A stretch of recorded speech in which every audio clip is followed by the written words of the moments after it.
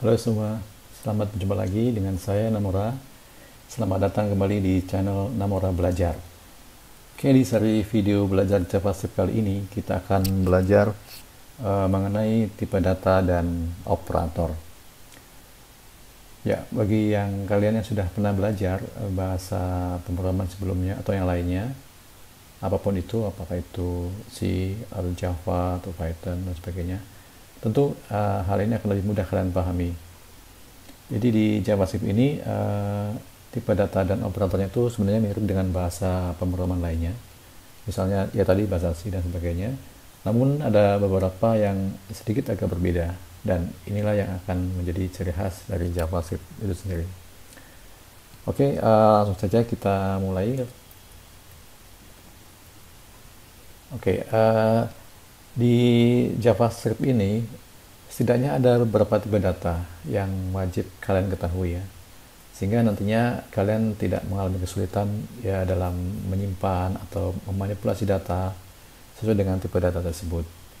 Yang pertama adalah tipe data number atau angka atau bilangan ya.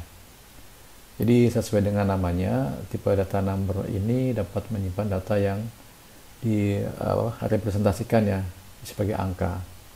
Contohnya di sini ada 5, 6, 16, 20, 20, 3.14, minus 3,14 ya kalau di Indonesia kan.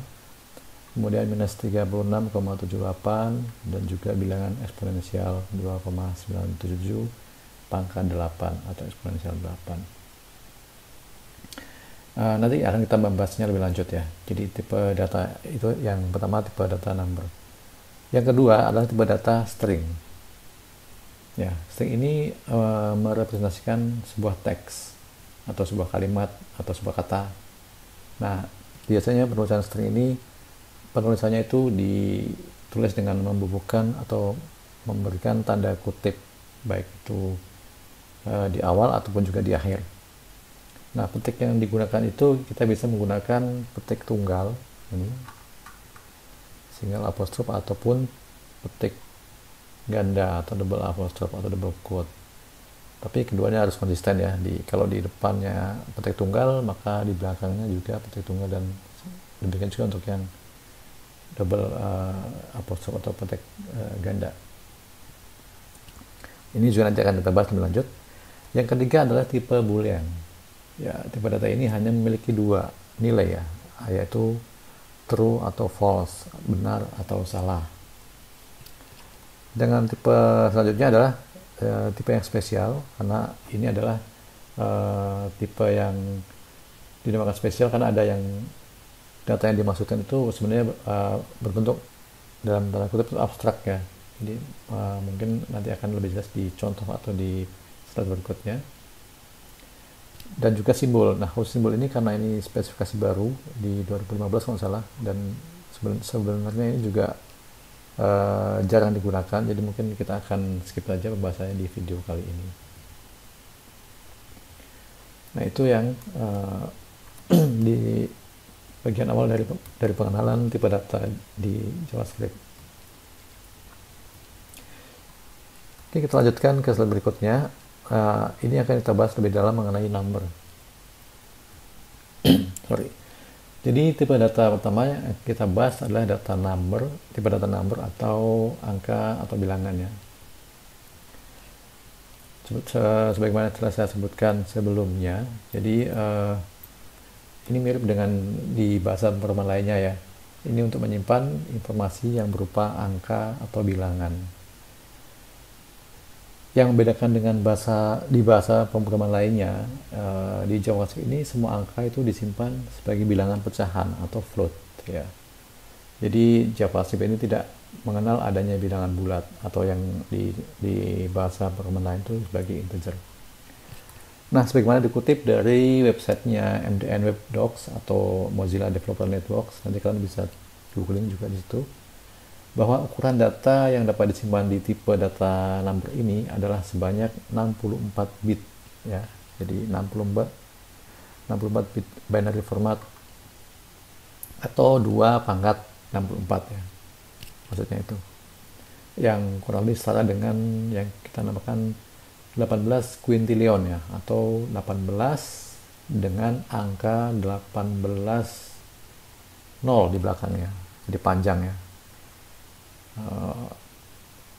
Susah dibayangkan ya, atau mungkin 18 miliar miliar. Nah, sebuah angka yang sangat besar tentunya ya. Tapi menurut saya kalian tidak perlu terlalu memikirkan ya dengan besaran angka ini atau ukuran data number ini, kecuali kalau kalian berurusan dengan atau membuat aplikasi yang komputasi yang rumit ya, misalkan, atau formula ya, atau rumus antariksa yang perlu presisi yang tinggi misalnya. Nah, tapi untuk aplikasi yang umum dibuat ya sepertinya sudah cukup, jauh dari cukup ya. Namun kalian juga harus lebih hati-hati juga dalam berurusan dengan tipe data number ini. Nanti mungkin ada contoh di slide berikutnya atau di demo berikutnya. Nah, mari langsung aja kita coba dengan tipe data number ini, termasuk operasi-operasi yang dapat dilakukan di JavaScript ya. Baik, kembali kita buka Google Chrome-nya.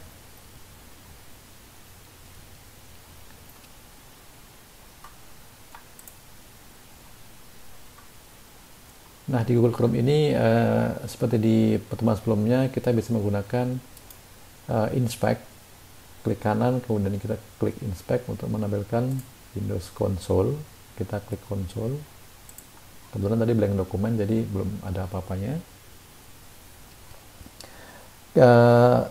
Kalau kita coba ketikkan angka ya, misalkan 10 di sini.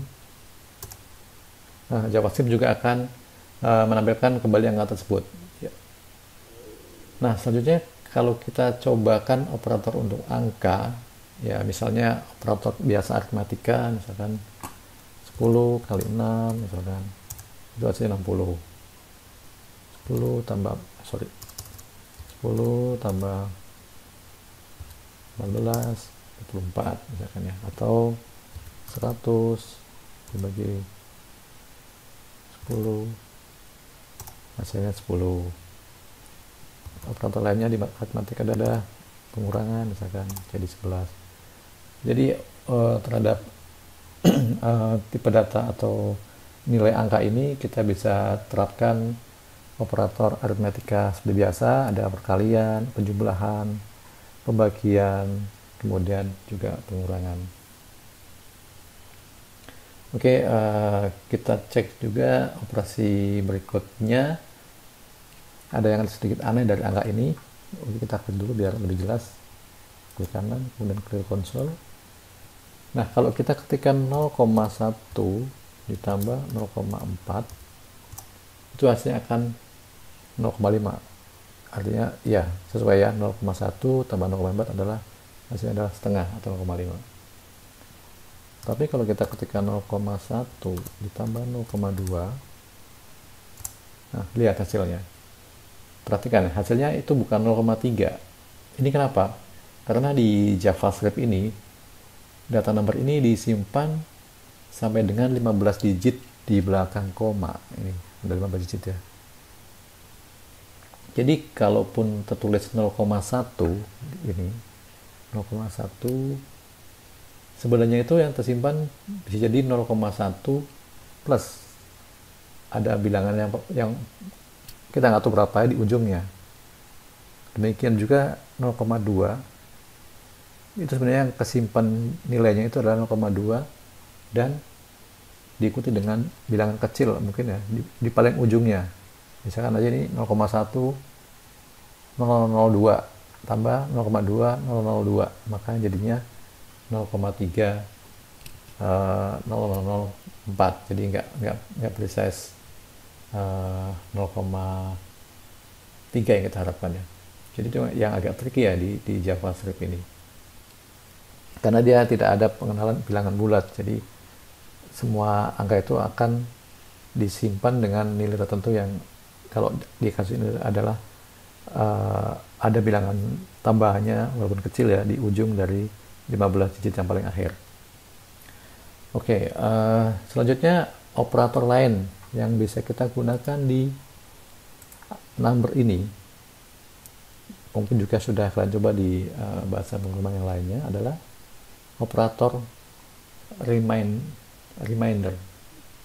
artinya operator sisa ini lambangkan dengan tanda persen. Oke, kita coba misalkan oh ya, itu persen itu jangan kalian bingung sebagai pembagian ya, tapi sebagai reminder. Diingat ya, persen itu sebagai reminder seperti di bahasa pemulanya sih. Kita cobakan misalkan 9, kita kasih remind, operator remind-nya kita bagi 3, itu hasilnya adalah 0. Kenapa? Karena 9 itu habis dibagi 3. Jadi pengertian reminder ini ya artinya menghasilkan nilai sisa dari pembagian 2 bilangan. Jadi nilai di dalam ini contohnya adalah nilai sisa dari pembagian 9 dibagi 3 adalah 0. Ya. Kalau misalnya kita tuliskan lainnya, misalkan 7 reminder 2. Jadi 1 sisanya. Jadi nilai pembagian 7 dengan 2 sisanya adalah 1. Nah, operator reminder ini biasanya digunakan untuk menentukan apakah bilangan tersebut itu ganjil atau genap. Contohnya ya, aplikasinya ya. Jadi dalam contoh ini, jika dia habis dibagi 2 atau remindernya 0, maka bilangan tersebut adalah bilangan genap. Ya, contohnya 7 bagi 2 kan tidak habis nih, ada sisanya 1, maka dia bukan bilangan genap tapi bilangan ganjil. Kalau misalkan 6 dibagi reminder 2 hasilnya 0, artinya sisa pembagian 6 dengan 2 adalah 0, maka 6 adalah bilangan genap ya. Nah, itu mengenai operator yang digunakan di numbernya ya. Kemudian ada tambahan lagi, ada 3 nilai yang spesial yang dapat dibentukkan sebagai number ya. Jadi selain tadi itu ada 3 hal lagi. Yang pertama itu bahwa perhitungan number itu kadang tidak memberikan hasil. Maksudnya ini kaitannya dengan 3 operator yang saya sebutkan tadi ya. Jadi nanti kita lihat dulu ya. Jadi ada 3 operator yang akan dihasilkan dari sebuah number ini. Bukan operator, akan sebuah nilai ya, maksudnya sebuah nilai ini akan dihasilkan dari hasil operasi dari bilangan ya. Nah, yang operator pertama adalah infinity, yang kedua adalah minus infinity, dan yang terakhir adalah none atau not a number. Infinity ini contohnya adalah hasil bagi sebuah angka positif dengan angka 0 ya. Jadi misalkan kita operasikan pembagian 5 dibagi 0. Nah, itu hasilnya adalah infinity, atau kalau kita bisa kenal itu tidak terhingga ya. Sebaliknya, jika minus 5 dibagi 0 itu minus infinity. Jadi kebalikannya tadi ya, dalam tanda negatifnya. Kemudian yang lain tadi disebutkan adalah none ya, atau not a number ya. Misalkan dia adalah 0 dibagi 0. Nah, itu hasilnya adalah none, karena hasilnya bukan sebuah angka, tapi tidak jelas apa hasilnya, atau sebenarnya bukan operasi pembagian hasilnya. Atau bisa juga misalkan kita melakukan pembagian terhadap bukan angka ya, misalkan 100 misalkan dibagi meter, katakanlah string meter. Nah, itu juga hasilnya none, karena hasil dari pembagian itu menghasilkan bukan sebuah angka atau not a number.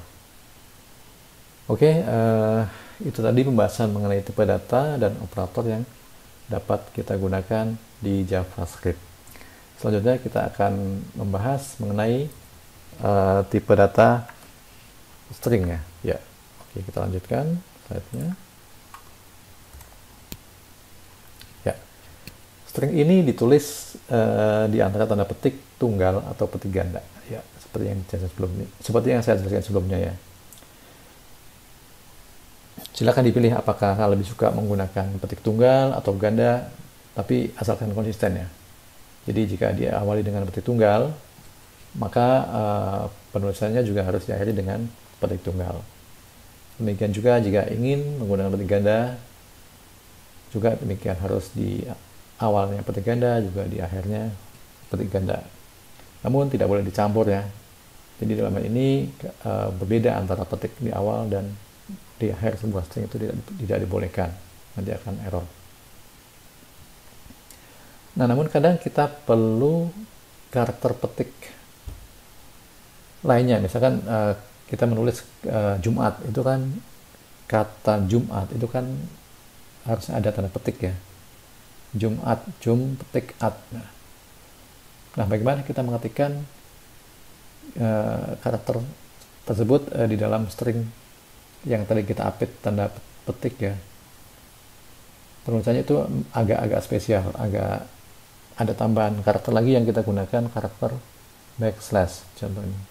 Jadi karakter backslash ini dapat digunakan untuk keperluan khusus di tengah-tengah string. Oke, kita coba lagi ke Google Chrome-nya, ke konsolnya. Kita klik lagi, kita klik konsolnya. Misalkan kita akan mengetikkan string yang berisi Kamis, oh itu udah ada tuh, malam Jumat.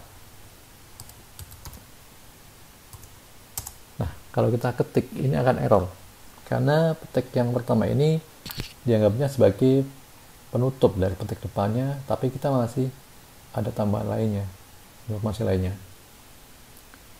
Nah, untuk itu kita bisa menggunakannya tadi ya, kita gunakan tanda backslash. Kamis malam Jum. Nah, ini kita kasih tanda backslash, petik, at, petik. Oke, hasilnya. Jadi backslash petik ini tidak dianggap sebagai penutup dari petik yang pertama dan dapat dihasilkan tambah seperti ini. Nah, otomatis dia akan diganti petik yang depan dan belakang dengan petik double ya. Demikian juga dengan kalau kita menggunakan tanda petik ganda di tengah-tengah. Oke, kita klik lagi. Misalkan kita mau menuliskan Budi berteriak. Misalnya kita kalau ada kutip, kalimat kutipan kita kasih petik ya. Tolong. Nah, kalau ini mau ya, masih mau ya, karena petiknya itu beda. Yang dikutip ini dengan penutup atau pembuka dari stringnya.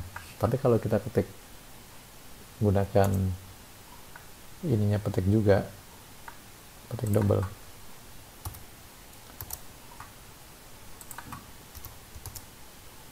Budi berteriak tolong. Nah, ini juga sama kasusnya ya tadi, akan error. Jadi kalau itu kita berikan tanda backslash di sini.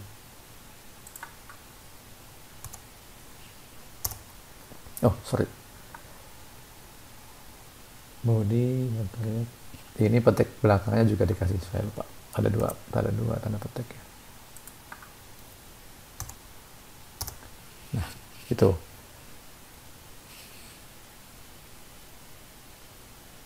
Jadi kita tambahkan tanda backslash ini sebagai spesial karakter untuk menyimpan tanda petik tunggal atau petik ganda yang tadi sebelumnya sudah kita hapus. Nah, contoh lainnya juga bisa, kasus lainnya kita menggunakan ganti baris juga bisa menggunakan tanda backslash ini. Oke, kita lihat contohnya. Ini sebenarnya mirip dengan yang di bahasa programan lainnya, tapi nggak apa, saya ulang lagi. Misalkan ini baris pertama. Nah, kita gunakan backslash n untuk pindah baris ya. dan ini kedua. Nah, itu otomatis akan ada karakter enter ya. Untuk menyatakan dia pindah baris, kita gunakan backslash. Oke, itu beberapa perangkat awalnya. Kemudian operasi yang paling sering digunakan untuk tipe data string ini sebenarnya adalah operasi concatenation atau penyambungannya, atau digunakan tanda plus biasanya. Kita clear dulu. Contohnya adalah misalkan kita punya dua kata berangkat, kemudian kita tambah kerja, spasi kerja, hasilnya adalah berangkat kerja. Jadi itu adalah concatenation atau penggabungan dua atau lebih string ya. Di sini contohnya adalah berangkat ditambah spasi kerja menjadi berangkat kerja, jadi satu string hasilnya. Kemudian kita coba lagi. Ini ada agak unik yang satu ini. Jadi kita bisa menempelkan atau mengembed suatu nilai ekspresi tertentu di dalam string. Jadi misalnya kita coba 10% dari 1000 misalkan adalah kita pakai ekspresinya dolar kurung purawa 10 kali 1000 dibagi 100. Ingat ya, waktu operasi aritmetik di sebelumnya di number kita menggunakan perkalian pembagian, kita kasih petik adalah 5% kali ini ada yang salah. Maksud saya itu bukan pakai petik biasa tapi pakai petik terbalik, sorry. Jadi ini petik terbalik itu kalau di keyboard kita itu di paling kiri, di bawahnya escape, kita pakai petik balik. Petik balik. Nah, itu akan dievaluasi atau dikalkulasi nilai di dalam ekspresi ini. Jadi ini ada sedikit tambahan ya, sedikit pengecualian dalam operasi string itu kita bisa mengembed suatu ekspresi di sini. Contoh ini adalah akan menuliskan hasil dari ekspresi ini di posisi string tersebut ya. Jadi menempati persis di sini. 10% dari 1000 adalah, oh tadi saya salah ketik ya. Ini harusnya bagi 100 ini. 10% dari 1000 adalah 100 harusnya. Jadi itu namanya template literal ya, yang di sini template literal. Jadi akan dikonversi hasilnya menjadi string lalu digabungkan dengan string lainnya. Nah, selanjutnya akan saya perkenalkan operator tambahannya, yaitu operator unary. Jadi operator unary ini tidak selama ini operator tambah,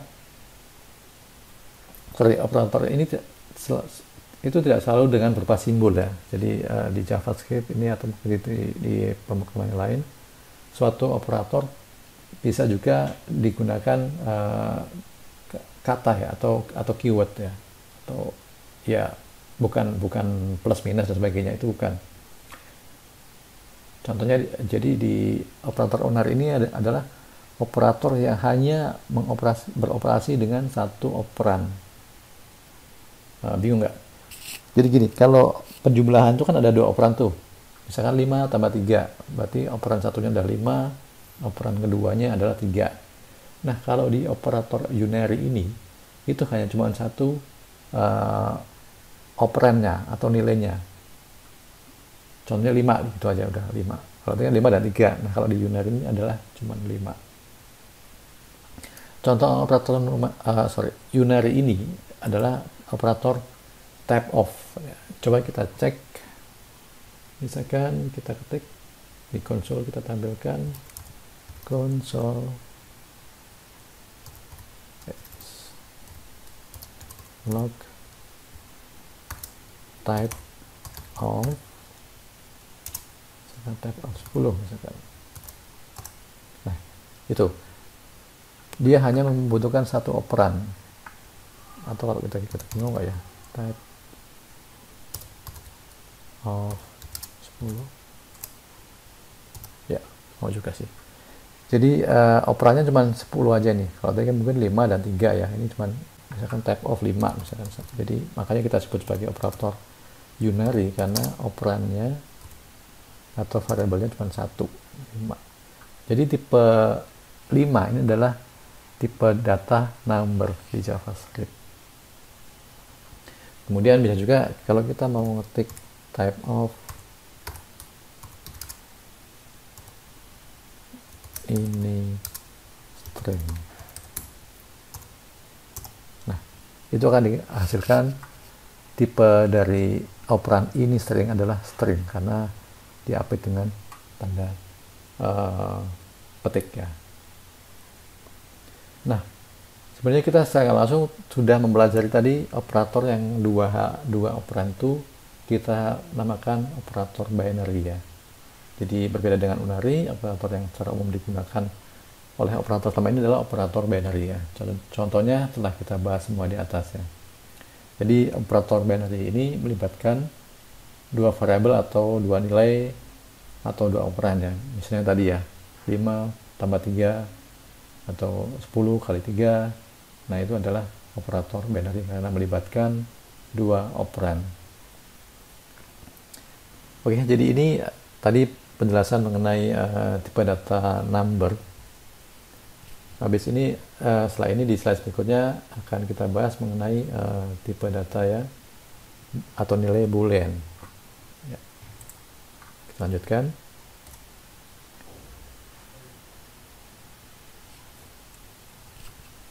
Nah, seperti yang saya sampaikan di awal bahwa boolean ini nilainya itu true dan false ya. Jadi nilai boolean ini biasanya digunakan untuk membedakan dua nilai kemungkinan atas sebuah keadaan. Jadi kayak mati lampu ini kan gelap terang atau hidup nyala. Mati hidup, on off, hidup mati. Itu dua nilai yang kemungkinan dapat terjadi dari suatu keadaan ya. Benar ataupun salah, atau benar atau true atau false, ya atau tidak, dan kurang lebih seperti itu dan sebagainya ya. Jadi untuk mendapatkan nilai boolean ini kita dapat menggunakan beberapa operator. Jadi setidaknya ada dua kelompok operator yang kita dapat gunakan, yang mana hasilnya itu akan true atau false. Jadi ada dua penggabungan operator di sini. Yang pertama adalah operator pembanding, yang mana dia akan membandingkan dua operan ya, yang mana hasilnya akan dicek benar atau salahnya menjadi boolean. Hasilnya adalah true atau false. Operator yang kedua adalah operator logika atau operator logik, yang mana dia juga akan melakukan testing terhadap logik dari dua operan, apakah dia menjadi hasilnya adalah menjadi benar atau menjadi salah. Oke, kita coba lagi di Chrome ya. Kita klik dulu.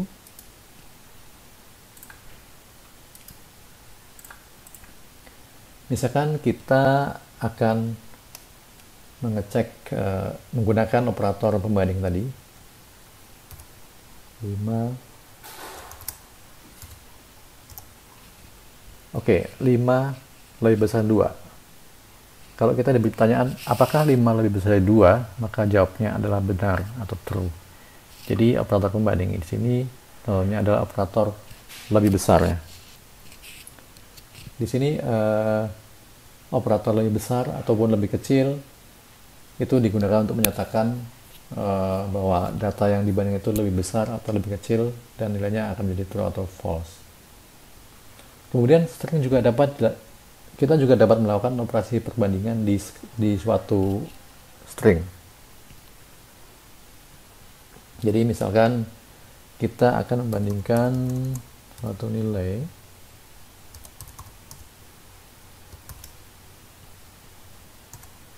Budi, kita bandingkan dengan Dian misalkan. Ya. Budi lebih kecil dari Dian, maksudnya nilainya ya, atau isi dari string ini. String Budi lebih kecil dari string Dian. Di sini hasilnya adalah true. Kenapa? Karena di sini adalah secara alfabet, huruf B ini posisinya lebih awal daripada huruf D. Jadi lebih kecil nilainya. Contoh operator lainnya yang mirip itu bisa juga nanti kalian coba. Ada lebih besar sama dengan, ya, lebih besar sama dengan, atau mungkin lebih kecil sama dengan, ya. Nanti mirip dengan di bahasa yang lain. Nanti kalian coba sendiri untuk yang lebih besar sama dengan dan lebih sama dengan. Nah, sekarang kita akan coba yang operator pembanding lainnya, yaitu sama atau tidak sama dengan. Ya. Misalkan hitam atau ya, hitam, apakah hitam sama dengan putih? Hitam tidak sama dengan putih kan? Ya, misalkan kita ketik hitam, operator tidak sama dengan, itu tanda seru ya, tanda seru dan sama dengan putih. Kalau kita evaluate, hasilnya adalah true, benar, karena hitam itu memang secara penulisannya tidak sama dengan putih.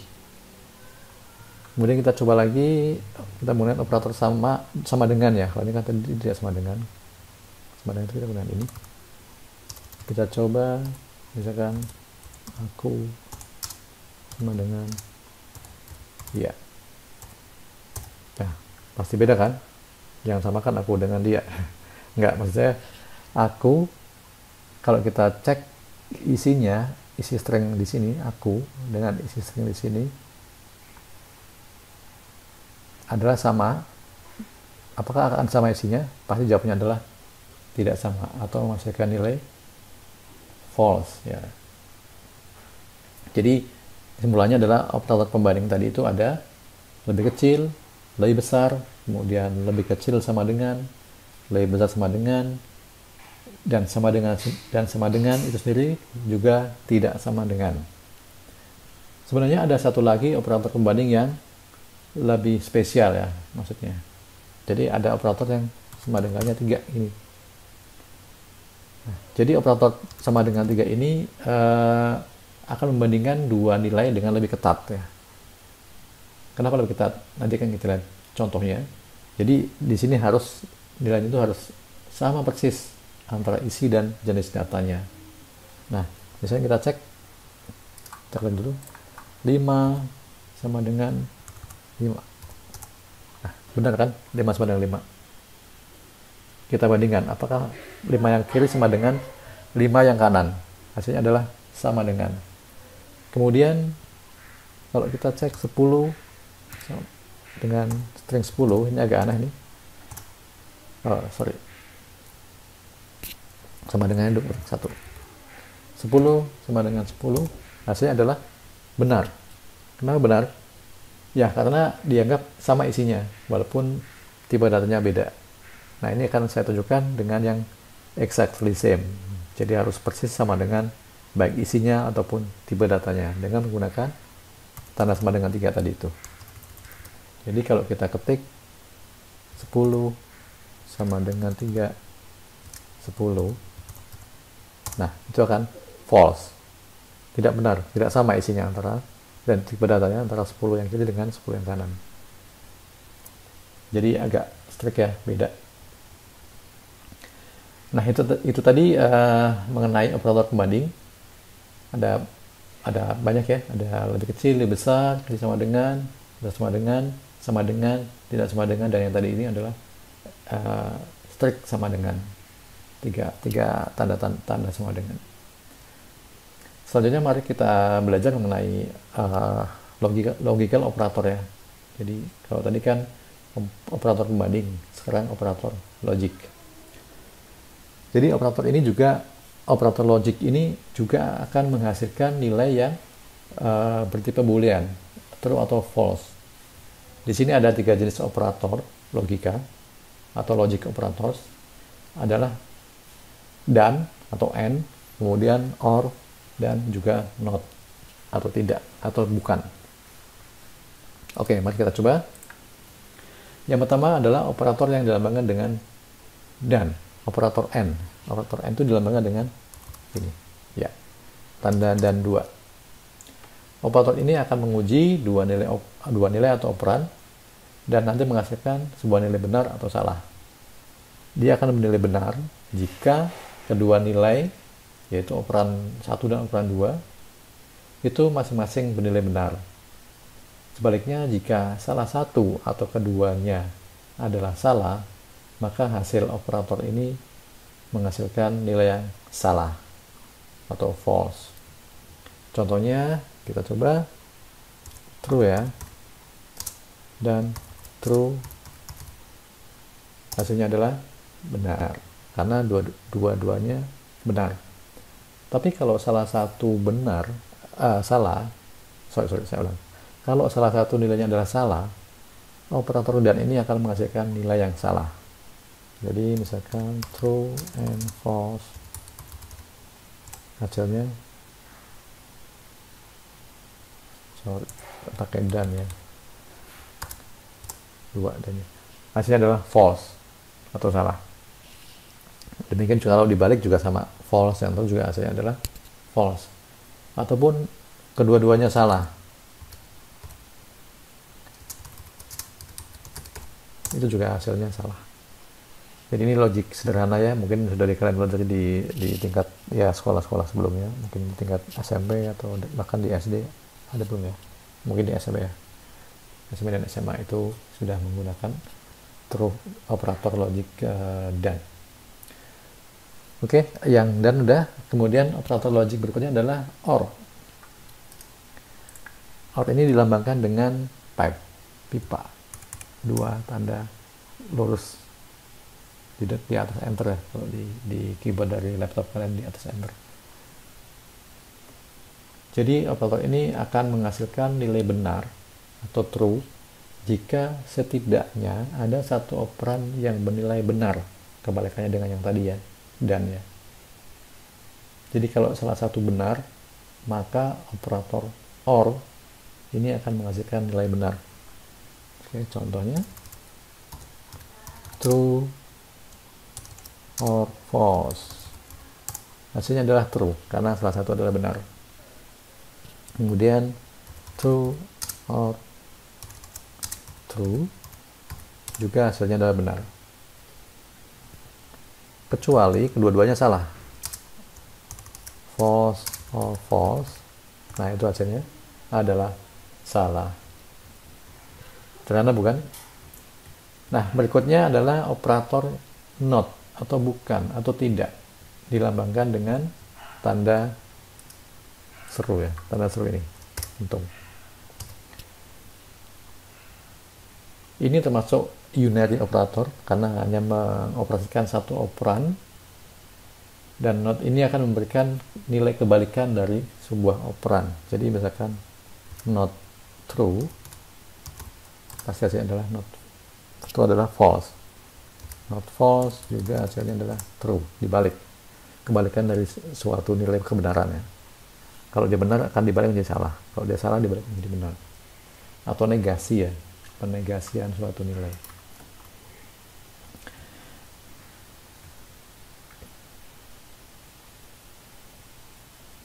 Oke, selanjutnya kita kembali ke tipe datanya yang tadi. Jadi kan kita udah belajar mengenai tipe data numerik, kemudian sampai dengan boolean tadi. Sebenarnya ada satu tipe data lagi, yaitu tipe data nilai yang kosong. Jadi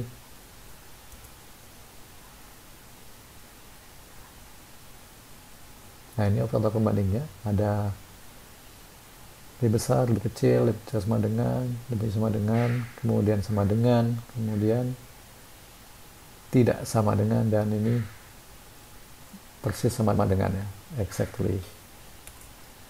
Kemudian untuk yang logika atau logic operators ada dan, kemudian atau, dan tidak atau not. Oke, kita lanjut ke tipe nilai kosong, itu data yang spesial. Jadi ada yang data tadi kan ada yang numerik, kemudian boolean, ada string. Nah, ini tipe data yang berikut adalah tipe data nol atau tipe data yang spesial atau nilai kosong. Di sini ada dua hal, ada dua nilai kosong ini dituliskan dengan nol dan undefined. Jadi ada dua. Nilai kosong ini digunakan untuk menyatakan ketidakberadaannya sebuah nilai atau variabel. Agak bingung ya. Oke, baiklah, kalau gitu langsung saya tunjukkan aja contohnya. Nol sendiri sebenarnya secara eksplisit dapat disimpan. Oke, kita cek ke Google Chrome lagi. Kita clear.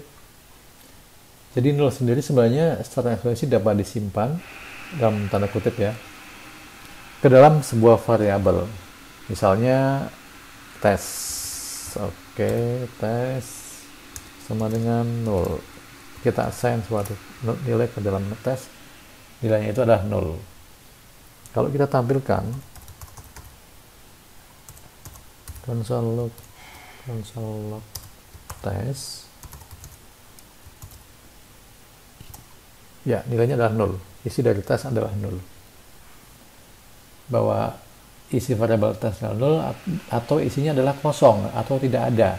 Jadi statement ini sebenarnya bisa digunakan untuk membersihkan atau mengosongkan isi dari sebuah variabel. Selanjutnya yang undefined ya. Oke, kita clear. Yang dulu sudah. Contoh undefined-nya misalkan kalau kita melakukan deklarasi sebuah variabel var tes2 tanpa kita berikan nilai. Sebenarnya kalau kita biasa nulis tes sama dengan 1, sebenarnya kita sudah mendeklarasikan var sama dengan var tes sama dengan 1.